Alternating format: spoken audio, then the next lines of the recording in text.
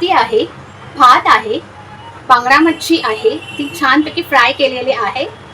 हे बघा 6 बांगडे घेतलेले, ते स्वच्छ धुवून घेतलेले आहे, पूर्णपणे घाण काढलेली आहे। आता मी लिंबू घालणार आहे। सर्वात प्रथम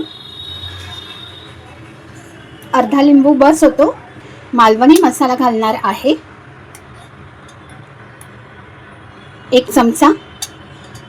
लाल तिखट घालणार आहे, अर्धा चमचा।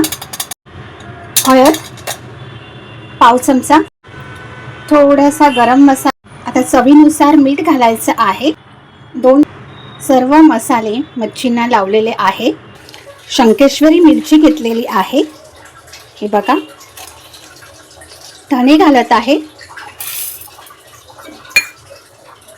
पाणी घालून मी अर्धा नारळ ओलं खोबरं घेतलेलं आहे, वेळीने किसलेला आहे। 1 मीडियम आकाराचा कांदा घेतलेला, तो उभा कापलेला आहे। 7 ते 8 लसूण घेतलेल्या आणि 1 इंच आलं त्याचे असे तुकडे केलेले आहेत बारीक, आणि 1 मोठा टोमॅटो घेतलेला आहे। आता शंकेश्वरी मिरची घालत आहे, हळद घालत आहे, पाणी घालायचं आहे। कोळंबीच्या सारासाठी वाटण आपलं तयार झालेलं आहे। पळीभर तेल घालत आहे।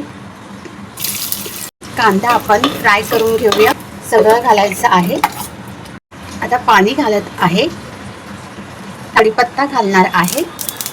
असं वरून घातला तर ही छान लागतो। असे सगळी कोकमाचे तुकडे केलेले आहेत 2। चवीनुसार आता मी झाकण ठेवते, एकदम सहजपणे तुटत आहे। कोथिंबीर घालूया। तांदळाचं पीठ घेतलेलं आहे, हाफ कप। पाव कप रवा घेतलेला आहे। मी मालवणी मसाला घालत आहे, 1 छोटा चमचा। 1 छोटा चमचा लाल तिखट घालत आहे। मीठ घालायचं आहे। अगदी या प्रकारे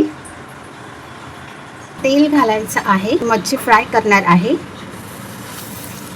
आता दुसरी मच्छी सुद्धा हे बघा हलकसा ब्राउनिश झालेला आहे।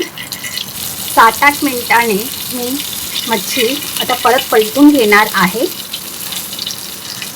हे बघा मस्तपैकी कव्हर झाले कडक आहे, कारण का हा भाग शिजायला पाहिजे, फ्राय केला पाहिजे, म्हणून वरून पण छान ते क्रिस्पी झालेले आहे आणि हा भाग सुद्धा ही छानपैकी लालूस झालेला आहे।